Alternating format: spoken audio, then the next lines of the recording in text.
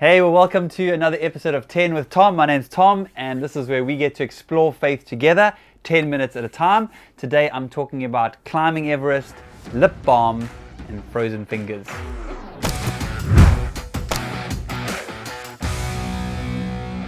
So hey guys, this week's 10 with Tom is a little bit different. I just want to kind of have a conversation with you as if we were sitting together around a coffee table or in our lounge.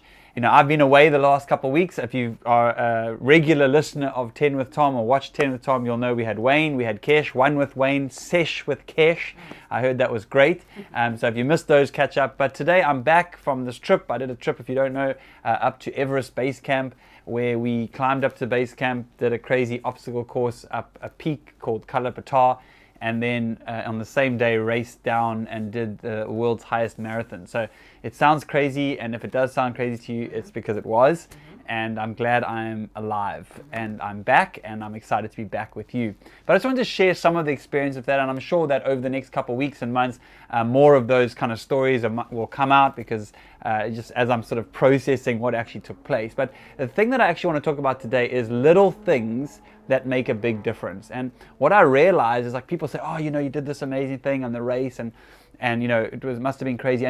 And to be honest, that day was, and it was a huge achievement for myself, and I was very proud of what I was able to accomplish. But what I realized about it is that it was actually less about the race day and, you know, the obstacle course and all of that. It was actually more about kind of like exposure to the elements and just this sort of slow attrition that took place throughout the hike up to base camp, so that on the day that you actually wake up to do this marathon, you are already so depleted. You've got a headache, you can't breathe properly, you aren't sleeping anymore.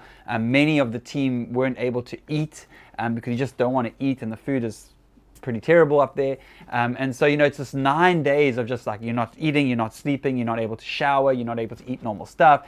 And now you've got to wake up and do this huge race. And it feels like just getting out of bed is a massive achievement.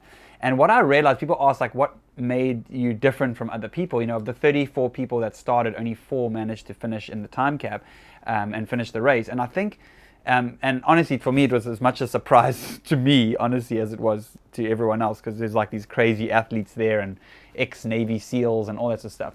But what I realized, and what I attribute to, aside from I really did feel like God was carrying me much of the way, is that I really do think that it came down to small little details. And I've spoken about this many times. I mean, the scriptures are full of this all over the place. Luke 16:10, one who is faithful in very little is also faithful in much. If you have faith like a grain of mustard, you'll say to this mountain, move from here to there, and it will move.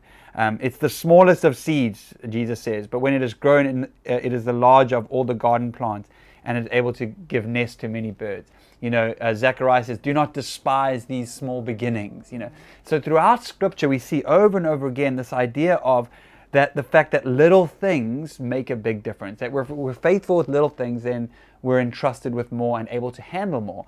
And I realized, like, so much of, I think, what enabled me to carry on and be sort of, not, I wouldn't say strong, but survive on the last day, was that I was pedantic about little details. Like, I was constantly applying lip balm, like good old Zambuk, best South African invention. I was constantly applying that. I was really, really pedantic about my, like, face cream, because your face gets so dry.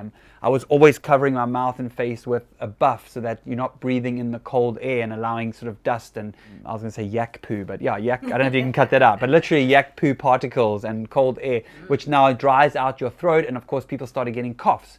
And there were people whose lips started to blister, and of course then they didn't want to eat, and it was painful to eat, which then decreases your energy.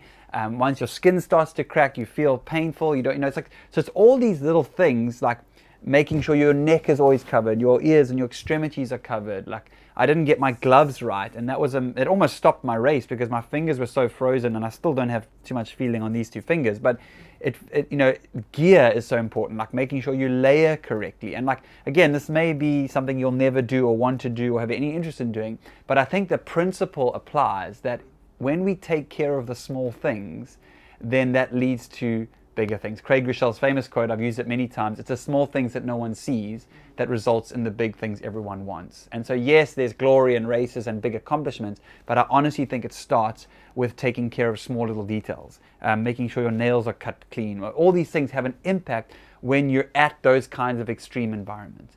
And again, you may never want to climb a mountain or go to Everest, but I think in all of our lives, we're all facing mountains, we're all facing obstacles, and in many ways, we've been through 2 years of extremity, like the world is thrown out of whack, and we're facing things and dealing with things. And my encouragement to you is in this season, particularly as we head towards Christmas and the busyness and craziness of Christmas, is instead of trying to focus on all the big stuff or how we're going to get through this, rather just focus on doing the next right little thing and taking control of that which you can control. You can't control necessarily whether the economy goes up or down or whether fuel prices continue to spike, but you can decide whether you're going to buy that coffee or not. You can decide how you're going to spend the resources you do have. Maybe that was a terrible example, like, how dare you tell me not to drink my coffee? But it's those little decisions. And so whatever that looks like for you, the scriptures say, do not despise small beginnings. Be faithful in the little things, and you'll be given more. And so that is my encouragement to you today for 10 with Tom. It's the little things that make a big difference. We'll see you next time.